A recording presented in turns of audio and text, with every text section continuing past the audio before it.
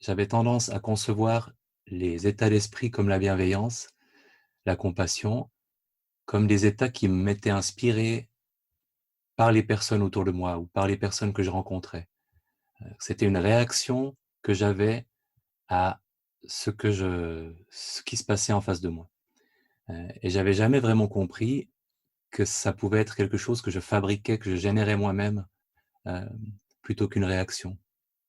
Et c'est assez révolutionnaire. Je me rappelle d'avoir fait une retraite, hem, 100 centrée sur la bienveillance et après donc vraiment, en fait, les assises étaient consacrées à la méditation de bienveillance, les marches étaient consacrées à la méditation de bienveillance et on était encouragé à continuer, la pratique de bienveillance de façon informelle pendant la journée. Donc on était saturé, de cet état d'esprit et il y a il y a un moment où j'ai réalisé en prenant ma tasse de tisane qu'en fait, j'éprouvais de l'amour pour ma tasse de tisane. J'avais une espèce de tendresse pour cet objet, et après j'ai réalisé qu'en fermant la porte, qui était une vieille porte, qui grinçait un peu délicatement, j'avais une forme d'amour pour cette porte, et je n'avais rien pris. Donc, pour moi, c'était épatant de réaliser qu'en fait, c'est un état d'esprit, on n'a on n'a pas besoin d'attendre que les autres nous l'inspirent ou d'exiger des personnes autour de nous qu'elles, nous inspirent ces émotions-là. On peut prendre les choses en main et les faciliter et parfois même les générer, nous-mêmes. Pourquoi pourquoi pratiquer la méditation de bienveillance et ses voisines? Il y a plein de raisons différentes et je voulais revenir là-dessus. Passer juste comme j'avais fait pour la concentration, une vingtaine de minutes à rappeler 2 ou 3 éléments et ensuite passer à la pratique. Une bonne raison de pratiquer la méditation de bienveillance et les autres, c'est que ce sont des méditations traditionnellement de concentration. Donc il y a 2 semaines, on avait parlé, de ces méditations de concentration où le but n'est pas de prendre conscience de ce qui se passe en nous tel que ça se passe en nous, mais plutôt de focaliser notre esprit et de le tranquilliser. Et traditionnellement, dans les milieux bouddhistes, c'est une méditation qu'on va proposer aux personnes qui n'ont jamais médité pour qu'elles commencent à habituer leur esprit à se stabiliser sur un objet. Parce que c'est un objet qui est assez facile d'accès, il est actif, on prononce quelque chose intérieurement, donc ça nous occupe. C'est un bon objet de concentration. C'est aussi évidemment une méditation qui peut, c'est absolument pas garanti, mais qui peut, provoquer un état de bien-être psychologique. Et si vous avez lu, les articles ou le livre, je crois, de Daniel Goleman, qui avait été publié il y a une dizaine d'années, sur les études faites sur les moines, bouddhistes tibétains. Il y avait eu une observation qui avait fait un peu le tour du monde, parce que Lama Euser, c'était son pseudonyme, mais il me semble même sûr que c'était Mathieu Ricard, était un moine tibétain. Si c'est Mathieu Ricard, c'est aussi un biologiste occidental, qu'on a installé dans une machine à résonance magnétique et auquel on a demandé de faire une succession de méditations très spécifiques pour pouvoir observer la différence dans l'imagerie suivant ce qu'on lui demandait de faire. Et il y a une des méditations euh, où il avait une activation, sauf erreur, préfrontale droite qui correspond et d'autres zones du cerveau qui correspondaient à un très très grand bonheur. Et il était complètement hors norme en termes d'intensité, de valence positive émotionnelle dans cette imagerie. Et la méditation qu'il pratiquait à ce moment-là, c'était une méditation de compassion. Et compassion, souvent, dans la tradition tibétaine, il s'agit en fait de bienveillance. C'est pas forcément de compassion au sens de prendre conscience de la souffrance d'autrui. Là, c'était vraiment une forme de bienveillance qu'il pratiquait. Donc, potentiellement, c'est une méditation qui peut générer des états de bien-être psychologique quand on est expérimenté dans sa pratique, en tout cas. C'est aussi une famille de méditations qui permettent de plus en plus de prendre conscience de la présence de ces états d'esprit-là dans la vie quotidienne, de les apprécier, de les reconnaître, peut-être de leur donner aussi de plus en plus de place. Par exemple, pour moi, c'était intéressant quand j'ai appris l'existence de la joie empathique, cet état d'esprit, cette émotion qu'on ressent quand on est heureux du bonheur de quelqu'un. Il n'y avait pas de mot pour ça en français, il n'y en a pas non plus en anglais d'ailleurs. Dans les langues d'origine indienne, il y a généralement un mot spécifique pour cet état d'esprit-là.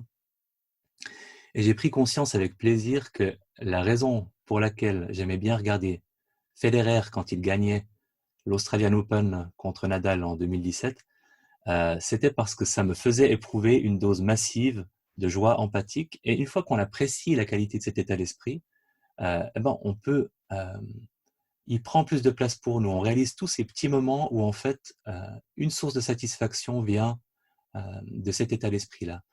Et c'est pareil pour la compassion, mais j'en reparlerai plus tard. The Voice aussi, si vous regardez The Voice et que vous êtes content de voir que à la dernière seconde, un coach s'est retourné pour un candidat, c'est la joie empathique qui vous fait apprécier ce moment-là. Du coup, on se doute qu'il y a un potentiel psychothérapeutique assez évident dans la pratique de ces méditations. Si on pense par exemple à la dépression, qui n'est pas du tout quelque chose de simple à appréhender, même de façon méditative, parce que par rapport aux états anxieux, il n'y a pas toujours les marqueurs physiques auxquels on s'attache pour les observer de façon méditative. Et c'est intéressant dans le cadre de la dépression, les thérapies cognitivo-comportementales ont l'habitude de souligner que quand on est dans un état dépressif, on a souvent beaucoup de pensées qu'ils appellent les distorsions cognitives qui nous font interpréter ce qu'on vit d'une façon, bon, pour résumer, pessimiste. Et les méditations de bienveillance et compagnie ont l'intérêt de planter des graines, de créer de nouvelles habitudes psychologiques avec des pensées qui vont nous faire plutôt du bien, pour deux raisons, je pense. La première, c'est évidemment, bon, c'est des états positifs à la base, la bienveillance, la compassion, donc plutôt associés à des émotions agréables, mais aussi parce que ça nous tourne vers l'extérieur, ça nous tourne vers les autres, et ça nous sort de ces ruminations autour de qui on est, de ce qu'on vaut, de où on en est dans notre vie, pour nous focaliser sur une attitude active de vouloir du bien aux autres, de vouloir du bien à soi-même. Et tout le temps qu'on passe à ne pas ruminer autour de notre petite personne et de ce qu'on est, de ce qu'on vaut, et qu'on passe plutôt dans cette direction-là, même si c'est imparfait, même si on n'est pas toujours à 100% dedans, c'est du temps qu'on passe à prendre de meilleures habitudes que celles qu'on a prises quand on est dans cet état de vulnérabilité dépressive.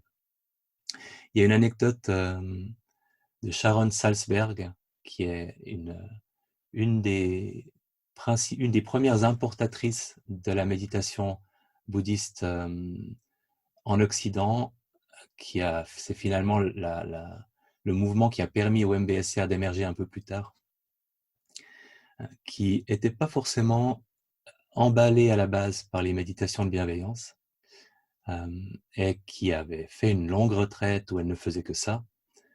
Et en rentrant chez elle, elle se disait, bon, ça ne m'a pas fait grand-chose, cette retraite de bienveillance. En rentrant chez elle, elle laisse tomber, je crois, une tasse par terre, et puis elle s'entend se dire à elle-même, ah, mais c'est pas possible d'être maladroite comme ça, mais je t'aime quand même.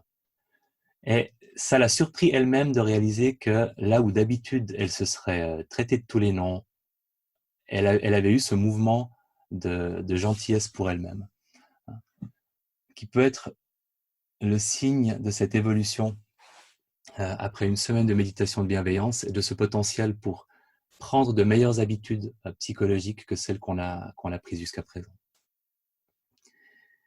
Sans même parler de psychothérapie, j'aime beaucoup utiliser ces méditations dans la vie quotidienne en se demandant à quel point on peut parfois les substituer justement à des pensées, à des états d'esprit qui nous font moins de bien.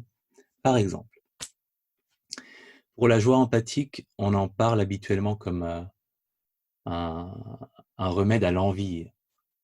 Donc évidemment, cultiver notre capacité à nous réjouir du succès et du bonheur d'autrui, c'est évidemment un remède à notre réflexe de ne pas être vraiment content quand on apprend que quelqu'un d'autre semble plus heureux ou plus accompli que nous. Moi, j'en ai fait un autre usage qui est vraiment d'essayer, quand je suis dans un lieu public, d'attraper le bonheur des autres sur leur visage quand je le vois. Et évidemment, je dois reconnaître que ça marche particulièrement bien avec les enfants ou les chiens. Si vous voyez, je vais donner une option pour les personnes qui n'ont pas le même faible que j'ai pour les enfants de 3 à 5 ans. Ça peut marcher aussi avec les animaux. Mais d'attraper cette expression de pur bonheur à ce qu'ils sont en train de faire, qui est tellement plus transparente chez les petits-enfants et chez certains animaux que chez les adultes humains, et apprécier le bonheur, le petit peu de bonheur qu'on a à partager ce bonheur-là.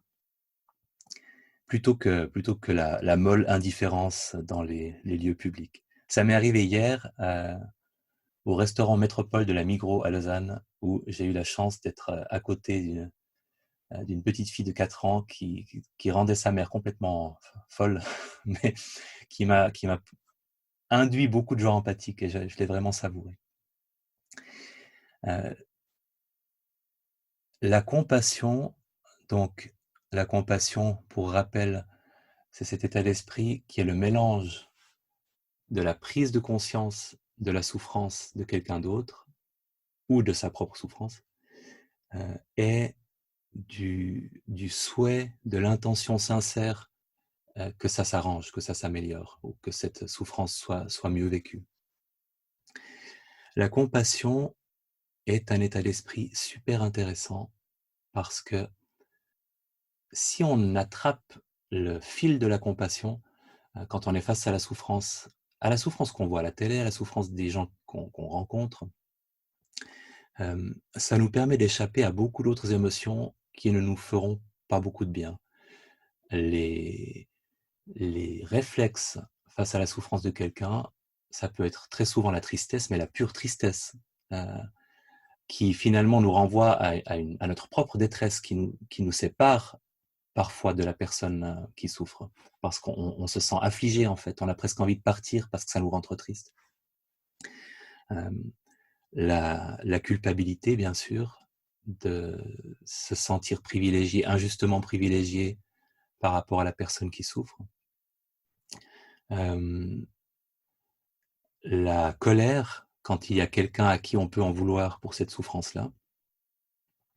Et c'est vraiment un exercice, quand on est face à de la souffrance,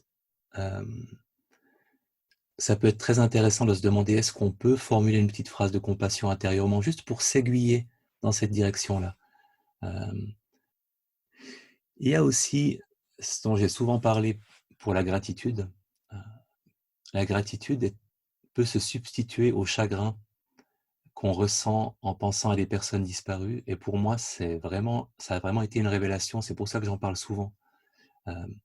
De penser à des personnes qui me manquent en les remerciant de ce qu'elles m'ont apporté, ça m'émeut, mais ça me tire pas en bas comme le chagrin pur le ferait. Il y a un mélange de quelque chose de triste, parce qu'il y a forcément une part de chagrin quand on fait ça, mais il y a aussi toute cette gratitude qui est une émotion solaire, qui équilibre, et qui du coup donne la permission de penser plus souvent à des personnes auxquelles on éviterait de penser si on avait peur d'être à chaque fois submergé par le chagrin. En tout cas, ça marche bien pour moi.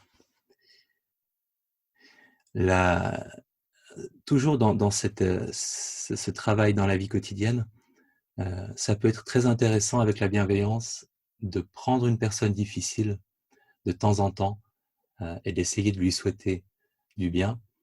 J'ai pu faire tout un travail intérieur avec une personne difficile, hem, où j'avais raconté ça dans une retraite où j'avais commencé par la mettre dans la case des personnes difficiles. Quelque temps plus tard, dans la case des personnes, neutres, heu, qu'on réserve normalement à des personnes qu'on ne connaît pas, j'avais un peu triché et spontanément, un peu plus tard, je me suis dit: «Mais en fait non, je peux tout à fait la considérer comme une personne proche, comme ces personnes, auxquelles il est facile de souhaiter du bien qu'on utilise, dans la méditation de bienveillance». Et cette évolution purement méditative, purement intérieure, a eu un impact sur ma relation avec la personne en question. Donc on peut faire tout un travail aussi relationnel dans la sécurité de sa vie intérieure sans se confronter à quoi que ce soit, et sentir quand même une évolution. Je crois que c'est surtout ça que je voulais vous dire. Après, sur le plan pratique, là aussi, quelques rappels. On peut méditer pour tout ce qui est bienveillance, compassion et joie empathique. Hem, on peut méditer avec des phrases. C'est par défaut, on va utiliser une phrase comme support de la méditation. On peut, hem, la prononcer avec de très faibles intervalles entre 2 répétitions pour établir cette continuité, cette dimension de concentration, cette stabilité. Ou on peut, dès le début ou petit à petit, laisser plus d'espace, entre 2 répétitions et se focaliser plus sur le ressenti ou même sans ressenti, sur l'attitude, bienveillante.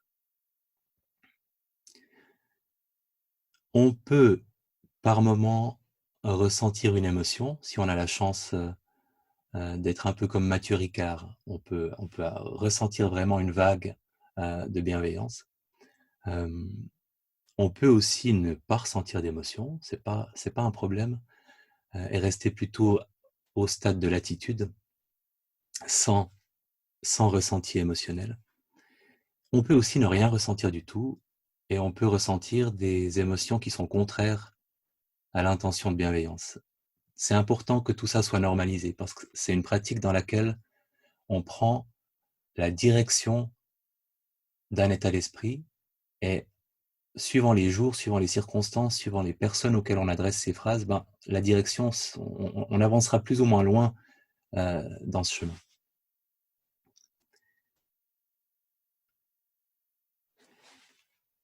Il y a quand même une logique de progression dans la méditation. C'est-à-dire que si, en répétant la phrase, vous sentez qu'il y a un ressenti, hem,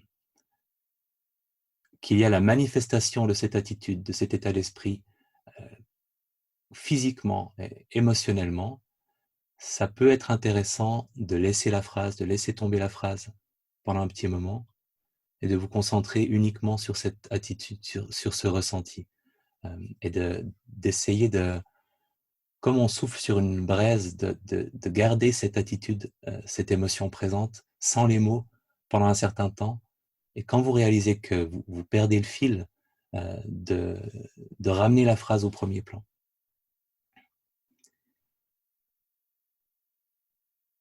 OK, je crois que c'est tout ce que je voulais vous dire. Le reste pourra se faire pendant la méditation, donc on va pratiquer plusieurs méditations qui vont dans cette direction de cultiver, des états d'esprit qui nous font du bien, avec des petites variations. Est-ce qu'avant qu'on commence, quelqu'un aurait une question? Je vous vois plus flou que d'habitude, j'espère que vous ne me voyez pas trop flou. OK, ça va. Bien. Est-ce qu'il y a une question? Pas de question? OK, ça a l'air d'aller. Alors, vous pouvez prendre une position naturellement bienveillante pour vous.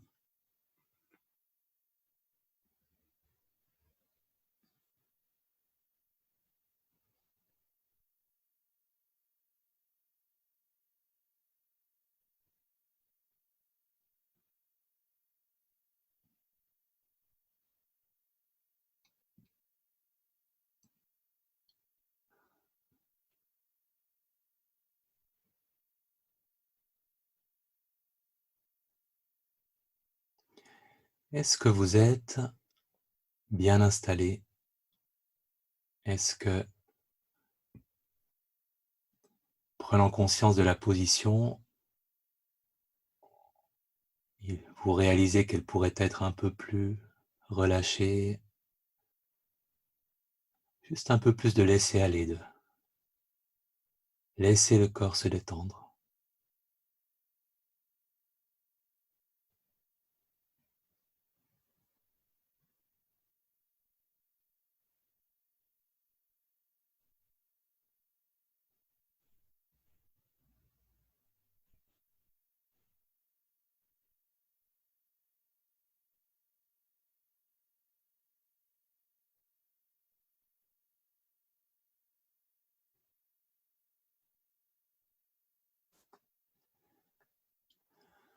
En prenant conscience de la sensation de contact avec le sol,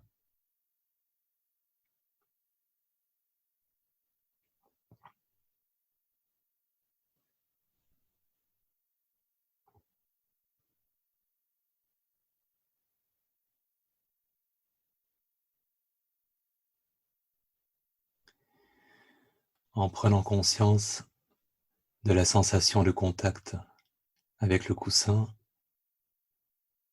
la chaise,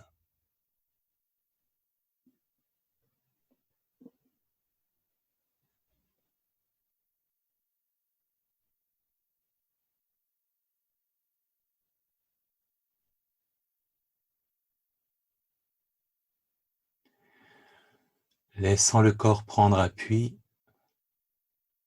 laissant le corps être porté, être soutenu.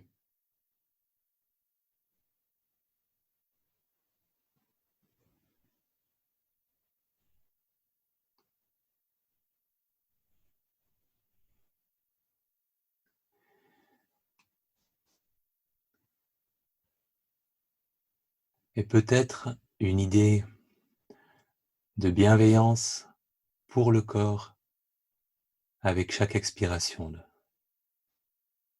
À chaque expiration, souhaitez du bien-être, de la détente à votre corps.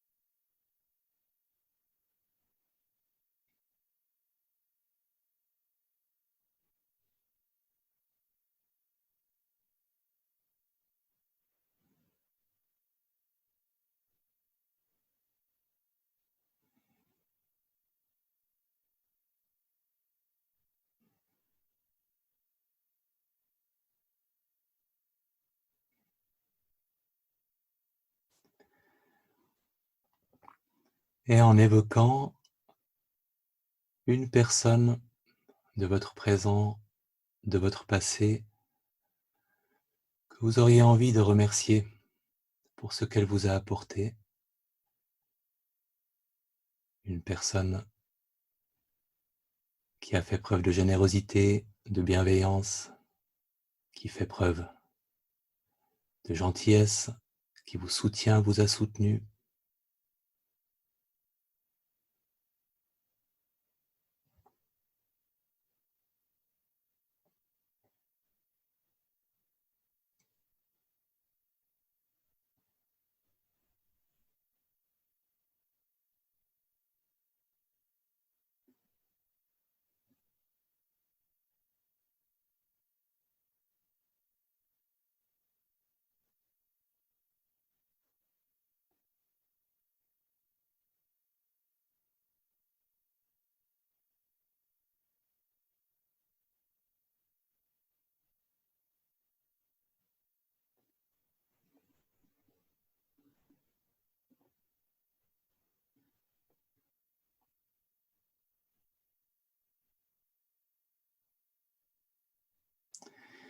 donnant à cette personne de l'espace dans votre imagination.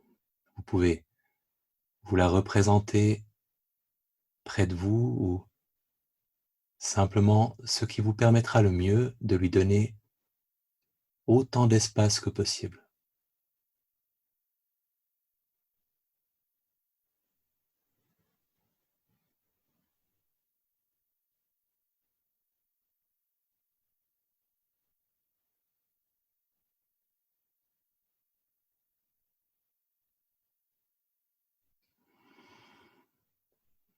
Appréciant, appréciant sa présence.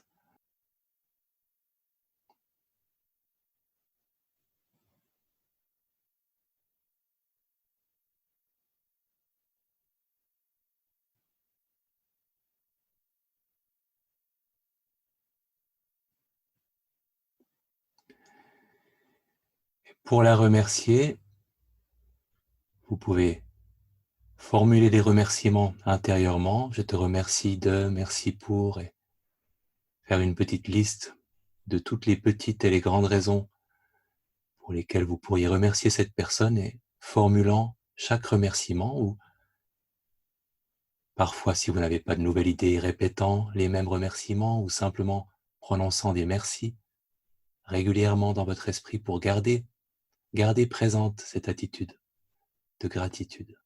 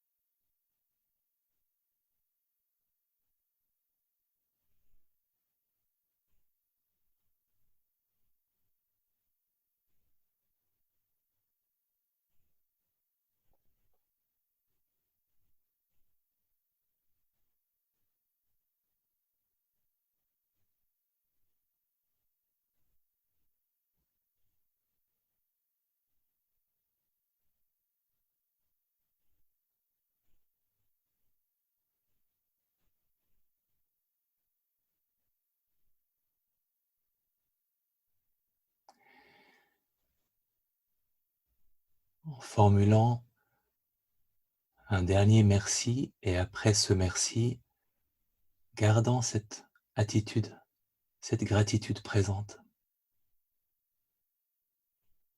la laissant s'exprimer naturellement.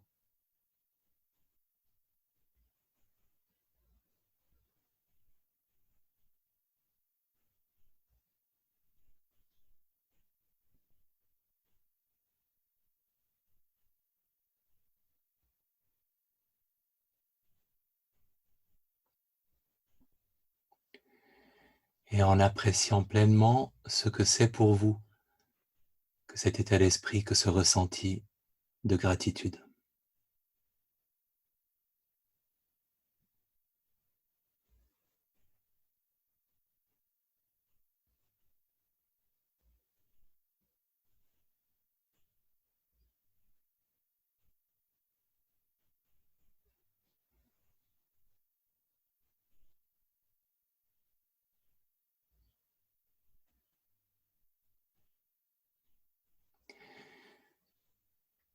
Et peut-être, si ça vous convient, laissant cette personne s'exprimer,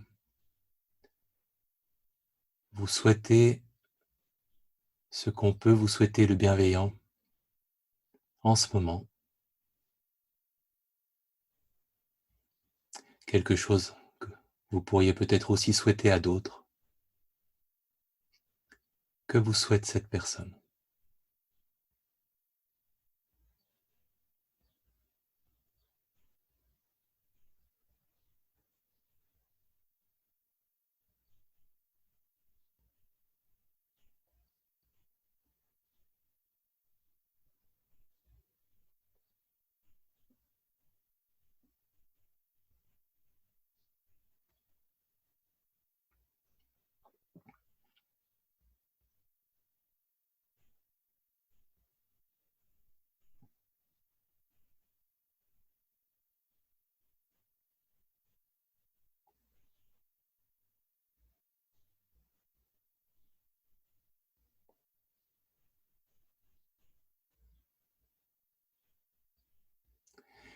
ce qu'elle vous a souhaité, en vous le souhaitant à vous-même, je me souhaite, ou la formulation qui convient pour vous, prenant soin d'adresser cette phrase à cette part de sensibilité, de vulnérabilité, cette part de vous-même qui peut l'accueillir, qui peut la recevoir. En répétant la phrase, laissant autant d'espace que vous voulez entre deux répétitions, sans perdre le fil de cette intention.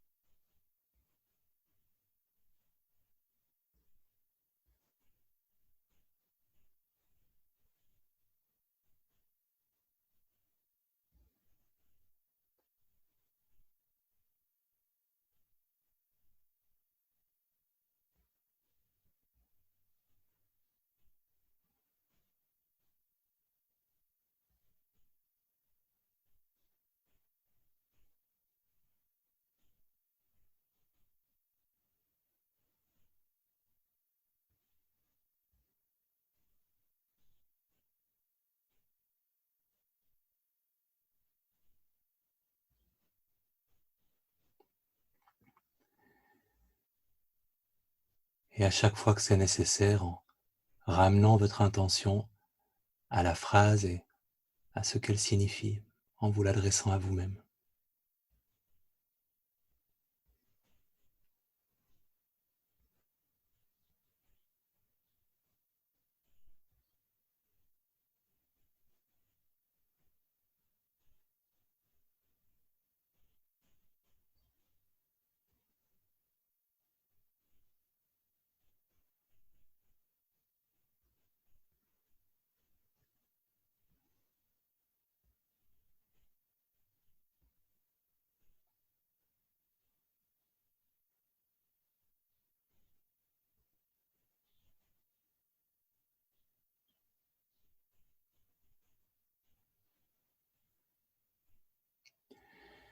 Évoquant une personne à laquelle il vous sera facile de souhaiter du bien,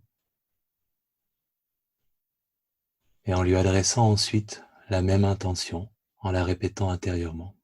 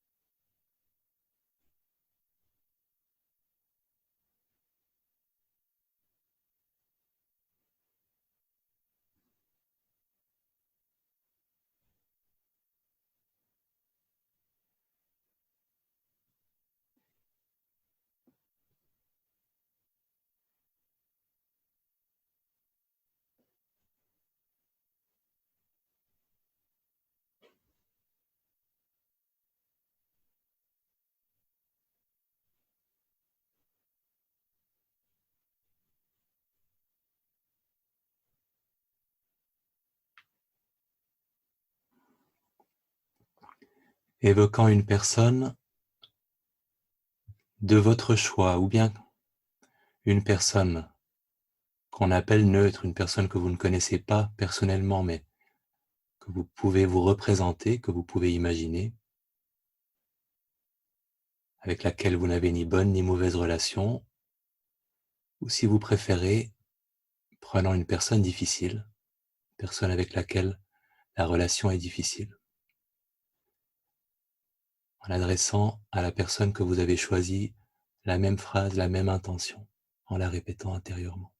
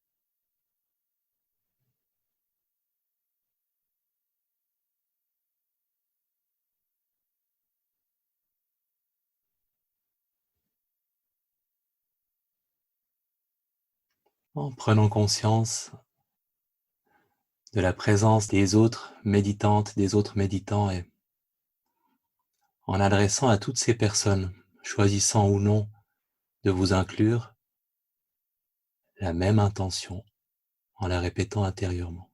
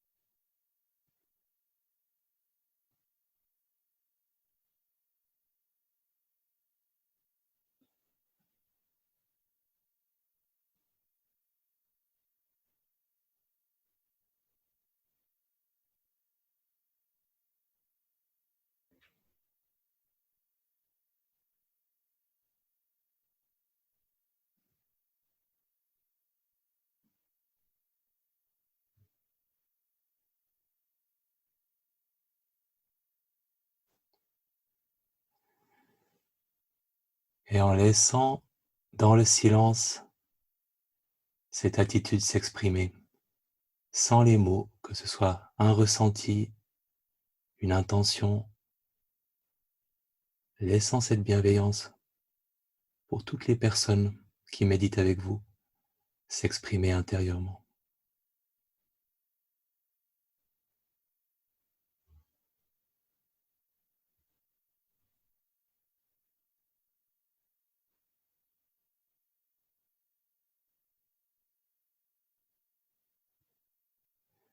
En gardant l'attitude elle-même, l'intention elle-même, le ressenti lui-même comme fil conducteur, comme objet de méditation, avec la possibilité d'utiliser la phrase à chaque fois que vous en avez besoin pour redonner de la force à cette attitude.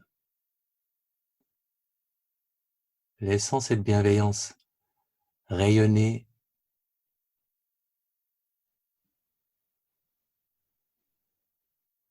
tout autour de vous,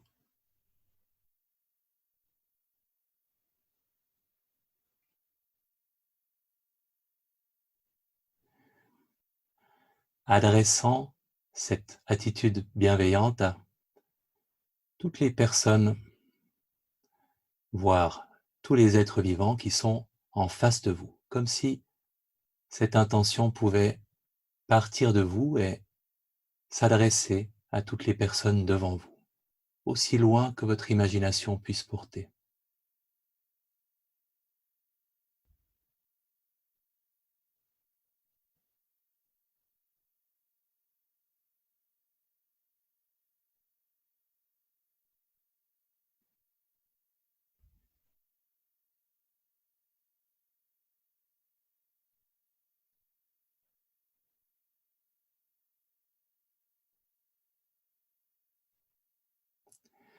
Toutes les personnes ou tous les êtres vivants sur le côté droit, sur votre côté droit, en leur adressant cette qualité de bienveillance.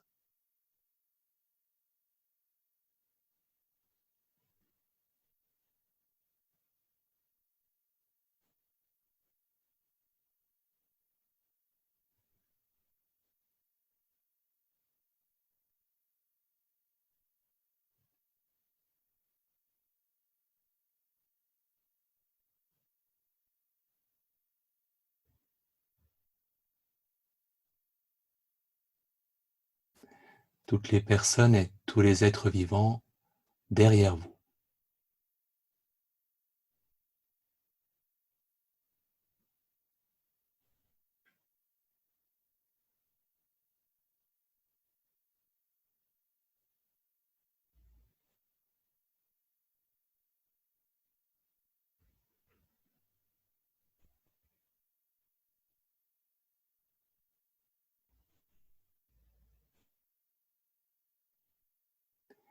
En laissant l'attitude, le ressenti rayonner et revenant à la phrase à chaque fois que vous en avez besoin.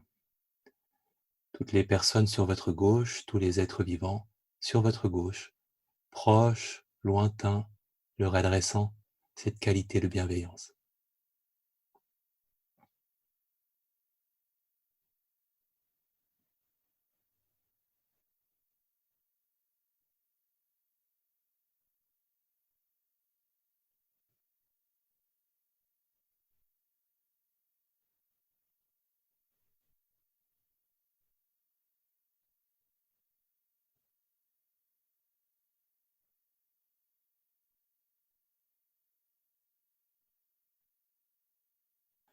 Les personnes, si vous êtes dans un étage élevé, ou les êtres vivants en dessous de vous,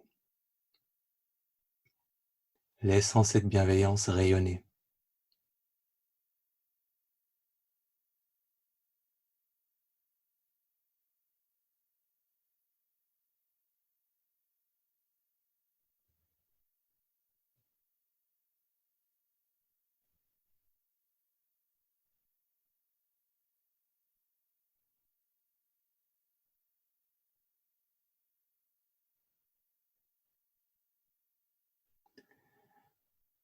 Adressant cette bienveillance au-dessus de vous.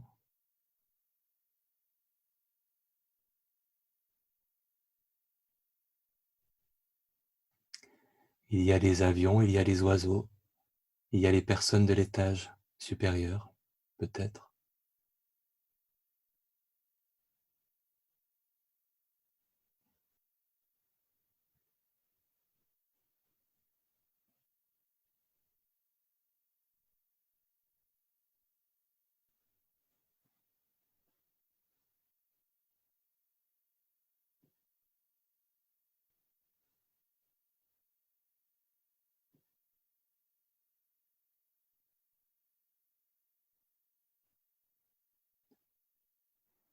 et laissant cette bienveillance rayonner dans toutes les directions.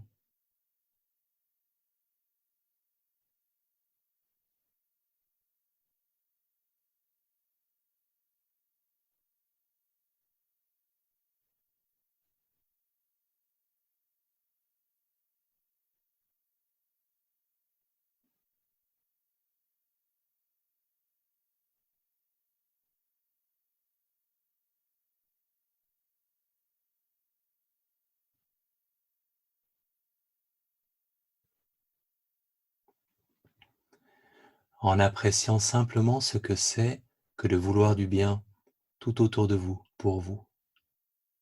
Qu'est-ce que c'est que cette bienveillance? Comment est-elle présente?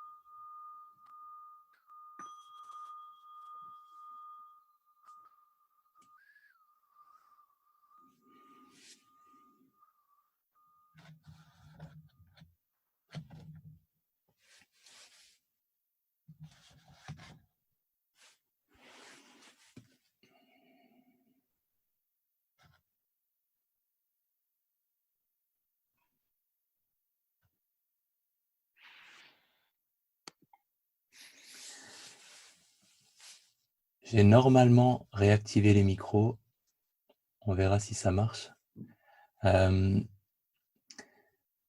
J'ai proposé, je crois que c'était la première fois que je faisais ça dans une méditation guidée de bienveillance, cette idée spatiale de la bienveillance, parce que c'est une pratique de toute façon qui existe. Ce qui est intéressant, c'est que pour certaines personnes, ne pas s'attacher aux mots, mais s'attacher à une compréhension dans l'espace de ce que c'est qu'une bienveillance qui peut rayonner, qui peut partir dans une direction, partir dans une autre, c'est différent. Et il y a des personnes qui ont des facilités pour cette façon-là de vivre la bienveillance, plus que pour l'utilisation de phrases. Ça m'intéresserait d'avoir quelques observations ou questions sur cette méditation-là, qui a commencé par de la gratitude et puis qui a évolué vers cette bienveillance. Est-ce que quelqu'un souhaiterait partager ou demander quelque chose? Je pense ce qui m'est venu à l'esprit en vous écoutant, c'est quand on a une personne spécifique à l'esprit, forcément, c'est la relation qu'on a avec cette personne qui est aussi un peu en jeu et puis c'est c'est, hem, c'est la personne qui est quelque chose qui est extérieur à nous, qui est au centre de ce qu'on fait souvent. Pas forcément, mais souvent. Et puis à partir du moment où on n'a plus cette notion de personne spécifique, mais où on a cette notion de direction, on est plus finalement centré sur soi en tant que petit générateur portatif de bienveillance, comme un radiateur, comme un radiateur, à comme les lampes, à poussins à infrarouge. Je sais pas pourquoi cette idée m'est venue, mais qui dégage de la chaleur et cette idée qu'on génère quelque chose intérieurement, un état d'esprit et que cet état d'esprit, on peut l'adresser, le faire partir un peu dans tous les dans toutes les directions, mais on est plus centré sur soi en tant qu'émetteur de bienveillance et moins sur la personne à laquelle on l'adresse, puisqu'il y a justement pas de personne spécifique sur laquelle on peut se fixer. Et je pense que c'est intéressant de cultiver les 2 approches, parce que la bienveillance, c'est un peu un mélange des 2. C'est la rencontre de notre capacité pure à être dans cet état, à le générer, à le fabriquer et de notre vie relationnelle et de la présence des autres autour de nous. Donc je pense que c'est intéressant de travailler sur cette distinction-là. Et du coup, si vous pratiquer la méditation de bienveillance avec des phrases, de prendre le temps, en tout cas à la fin de la méditation, de travailler sans phrase, de la façon qui vous convient le mieux, en restant juste sur cette idée d'émettre, de générer, de cultiver une petite flamme intérieure et d'être centré sur vous en tant que petite flamme plutôt que sur les personnes, auxquelles ça peut s'adresser. Je pense que dans les, dans les méditations traditionnelles de bienveillance, si je comprends bien mes suttas bouddhistes, l'idée de générer, un état d'esprit et de l'adresser dans les différentes directions est l'idée la plus ancienne, dans le canon des textes, bouddhistes, puisque comme d'habitude, c'est une méditation qu'on a piquée, à la tradition bouddhiste. Et l'utilisation de phrases, je crois que ça vient des commentaires, donc de personnes qui ont voulu plus tard clarifier ce que c'était ou donner des instructions spécifiques pour aider les gens à entrer dans cette méditation-là. Donc dès le départ, il y avait l'idée de générer cette bienveillance et de l'adresser dans toutes les directions. Je vous propose, tac, d'abord je vous fais taire. Je vous propose de voter, parce qu'en fait, j'aurais pas le temps de tout faire, c'est normal.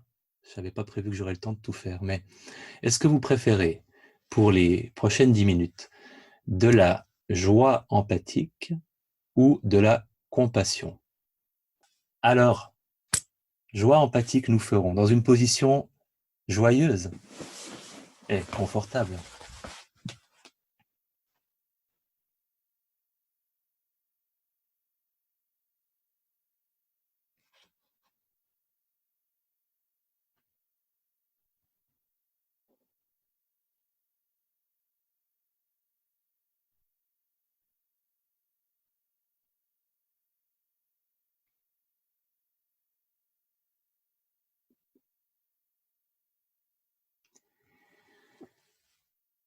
Est-ce que, est-ce que la position est aussi confortable qu'elle peut l'être?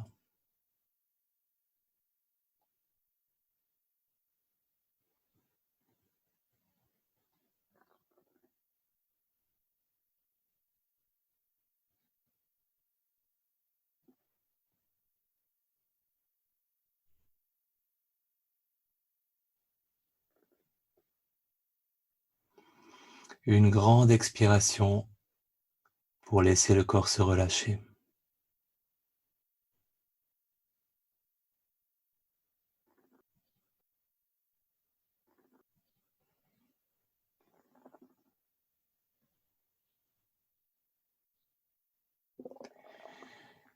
Évoquant une personne pour laquelle il nous est facile de se réjouir des moments de bonheur, des moments de succès. Une personne qui nous fait sourire quand on la voit sourire.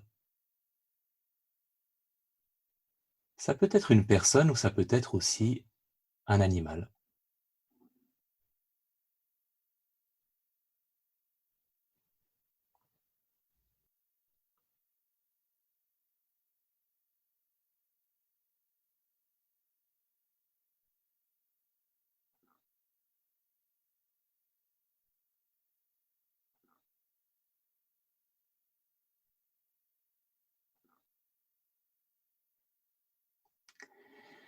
Et quand vous avez une personne à l'esprit,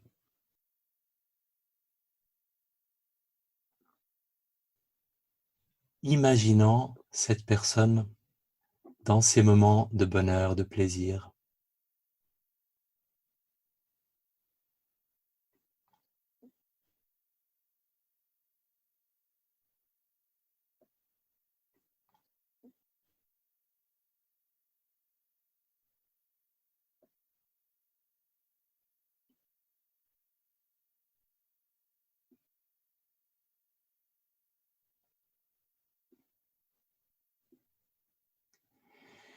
Et en lui adressant une phrase qui exprime cette capacité à vous réjouir de son bonheur, ce plaisir que vous avez cette appréciation de son bonheur et plusieurs formulations sont possibles. À vous de choisir. Ça peut être quelque chose de très simple, ça peut même être un mot, mais la direction générale serait: «Je me réjouis de te voir heureux, je te souhaite de profiter de tes moments de bonheur, profite, te savoir heureux me rend heureux». À vous de choisir un mot ou une phrase qui exprime ce plaisir, cette réjouissance à l'idée du bonheur de quelqu'un d'autre. «J'aime te savoir heureux» peut aussi être une option, si vous n'en trouvez pas d'autres.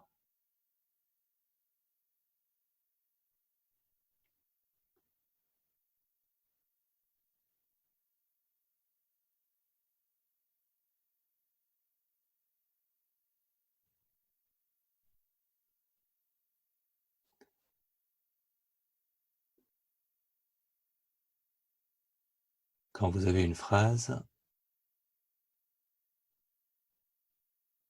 en ayant cette personne à l'esprit, cette personne dans ses moments de bonheur, passé, présent, futur, en lui adressant les mots, en les répétant intérieurement, prenant conscience de cette intention que les mots portent.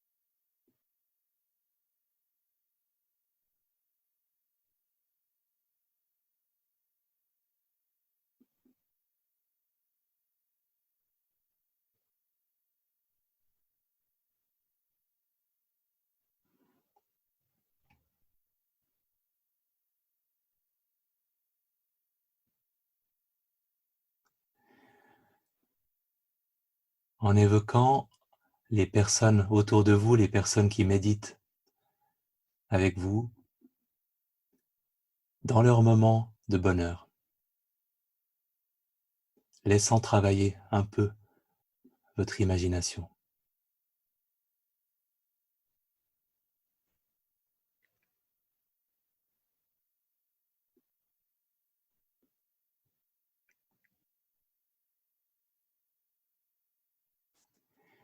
Et en leur adressant les mêmes mots, la même intention.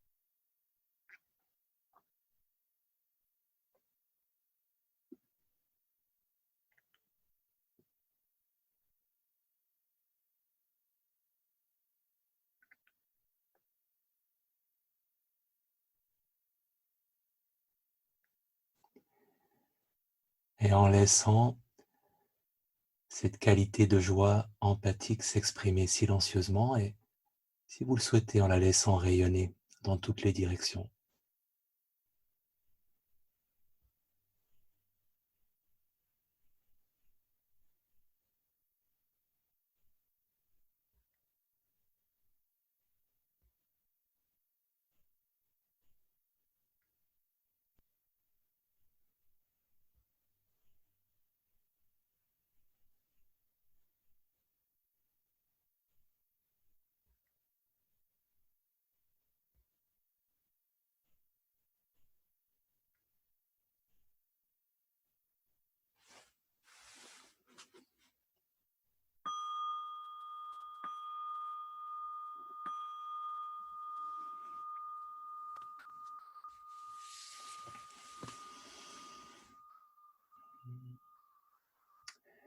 Alors, pour des questions de gestion du temps, je vais directement enchaîner avec la dernière méditation de la matinée, mais je donnerai la possibilité, si quelqu'un souhaite le faire, de s'exprimer sur cette méditation-là. J'aimerais juste commenter que j'avais une banane monumentale en faisant cette méditation, et ça m'a fait prendre conscience qu'il faudrait que je fasse de la méditation de joie empathique plus souvent, parce que de simplement imaginer vos moments de bonheur, et de les apprécier, j'avais voilà, j'avais cette expression figée sur mon visage, très agréable. Réflexion guidée, je préfère l'appeler comme ça parce que c'est pas une méditation d'origine traditionnelle, sur le contentement, et là aussi, je vous propose de prendre une position confortable.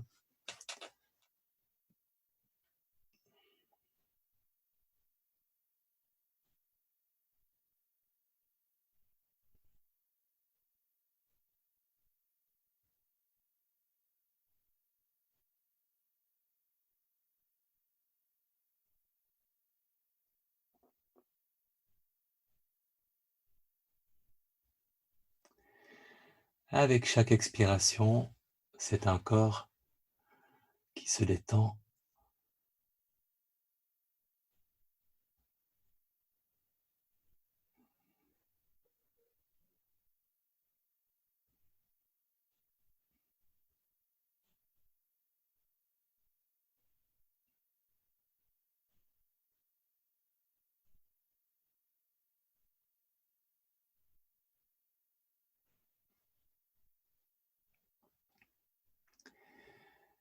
et une réflexion guidée sur le contentement, c'est simplement prendre le temps de faire l'inventaire de toutes les raisons, grandes et petites, qu'on peut avoir de ressentir du contentement ou de la gratitude pour notre vie telle qu'elle est.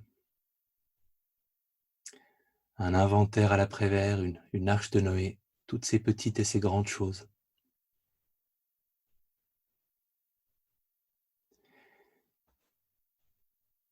Et en prenant d'abord conscience du corps, et une bonne question pour une réflexion guidée sur le contentement, c'est de commencer par vous demander quelle est la partie du corps où vous auriez le plus de plaisir à déposer votre attention. À quel endroit du corps seriez-vous le mieux installé avec votre attention? Et quand vous l'avez trouvé, laissant votre attention à cet endroit pendant quelques instants.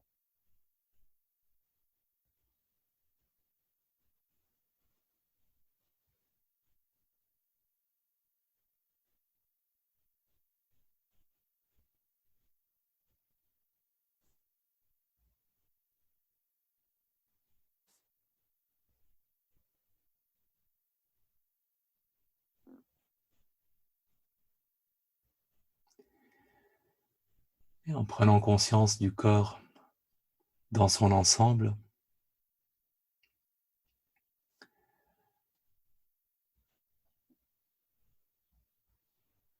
quelles sont les raisons pour lesquelles vous pourriez remercier votre corps?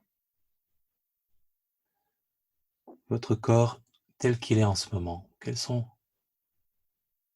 les raisons pour lesquelles vous pourriez le remercier?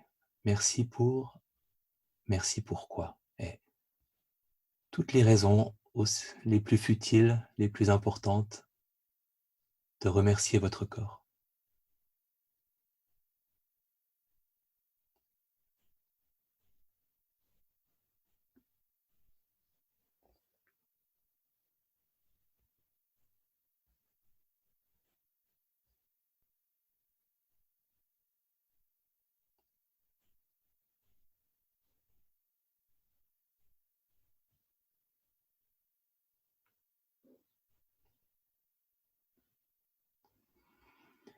En prenant conscience de votre état d'esprit en ce moment,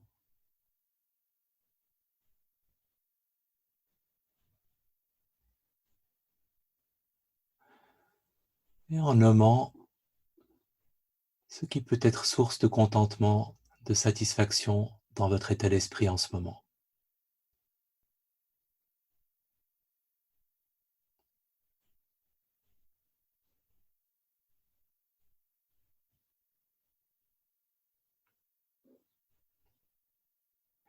Et à tout moment, dans cette réflexion guidée, si vous êtes à court d'idées, ne vous inquiétez pas, c'est un muscle qui demande à s'entraîner.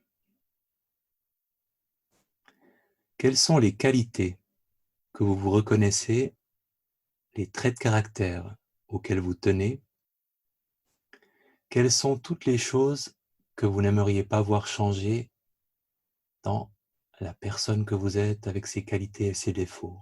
Prenons le temps de formuler chacune de ces qualités, de ces traits de caractère, ces qualités morales, intellectuelles, affectives,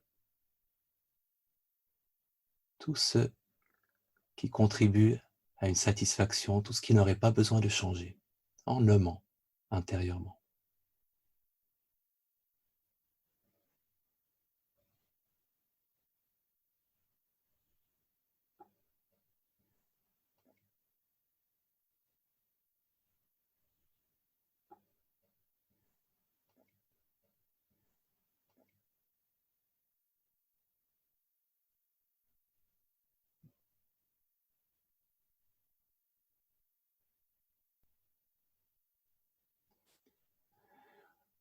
En nommant maintenant les relations qui vous font du bien, qui vous nourrissent,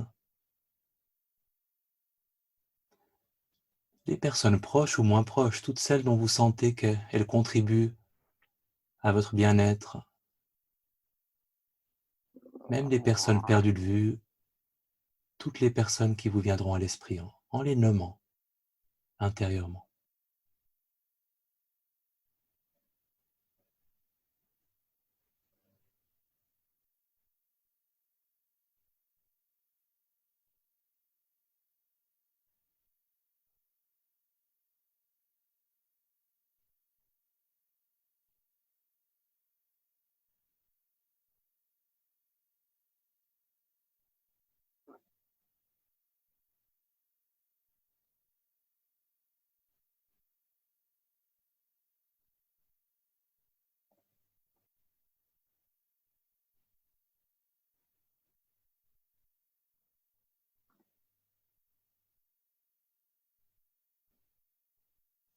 Quelles sont les activités durant vos semaines qui vous ressourcent, qui vous font vivre l'instant présent, qui vous font du bien? Les activités ou simplement les moments de la journée, les moments de la semaine. Prenons le temps de les nommer, de les reconnaître.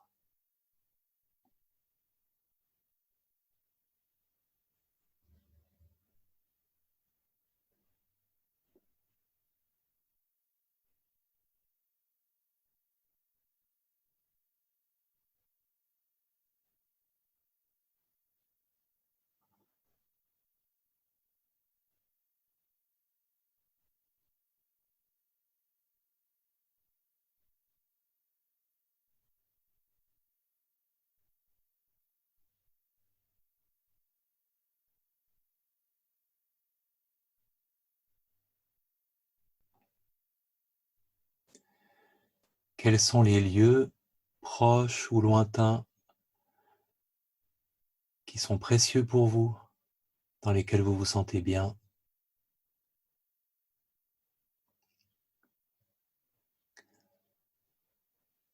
Des pays, des maisons, des lieux dans la nature.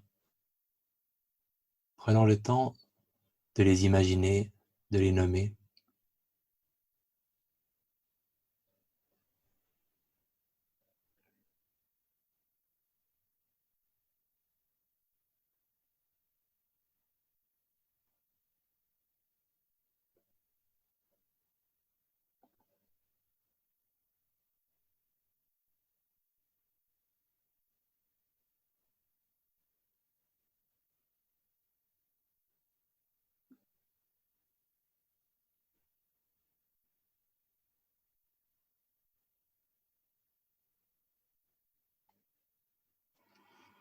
Et quelles sont toutes les autres petites ou grandes raisons qui vous viennent à l'esprit? Les raisons d'éprouver du contentement ou même de la gratitude pour cette vie qui est la vôtre en ce moment. Les choses les plus futiles comme les choses les plus importantes. Qu'est-ce que vous prendriez avec vous dans votre arche de Noé?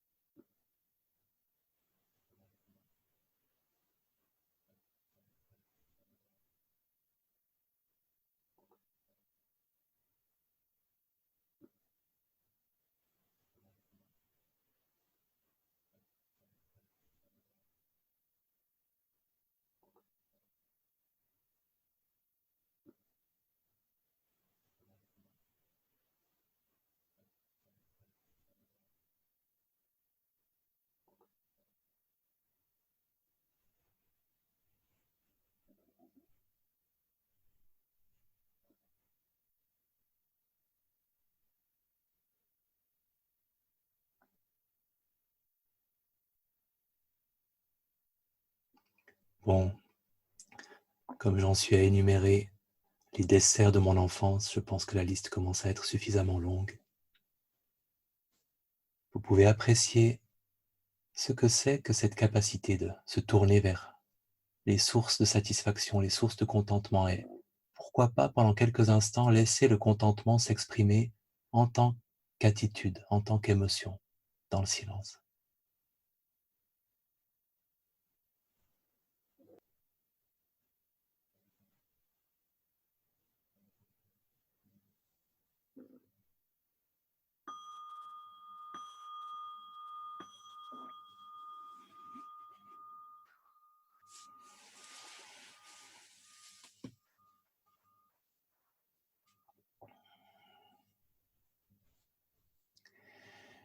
Une précision très importante pour cette méditation, cette réflexion guidée sur le contentement. Si par moment vous avez vraiment très peu d'idées qui vous sont venues, ça ne veut pas dire que votre cœur est sec et que votre vie est vide, mais ça veut dire que vous n'avez pas suffisamment d'entraînement avec ces réflexions guidées. Et plus on le fait souvent, plus le muscle de la recherche de ce qui nous convient, ce qui n'aurait pas besoin de changer se développe et plus on trouve aussi de nouvelles choses. Et vous pouvez inviter ce que vous voulez, même des choses parfaitement futiles et farfelues. Il m'est arrivé d'apprécier mon wok en inox à la fin de la méditation, juste après avoir exprimé mon contentement de vivre dans un pays en paix. Donc voilà, les très grandes choses et les choses parfaitement futiles peuvent cohabiter. Il est à peu près l'heure, mais j'aimerais quand même laisser l'occasion aux personnes qui le souhaiteraient de s'exprimer ou sur ce contentement ou sur la joie empathique qu'on a pratiquée juste avant. Merci beaucoup, je vous souhaite un week-end plein en effet de moments de joie empathique et pour ça il faut être attentif à ce qui se passe autour de soi et les saisir quand ils sont là. Ou regarder en boucle des vidéos de Federer gagnant l'US Open ou l'Australian Open, surtout celle contre Nadal en janvier 2017. Bon week-end à tous et à une prochaine. Merci. Merci beaucoup. Merci beaucoup. À bientôt. Ciao, bon week-end. Merci. Merci.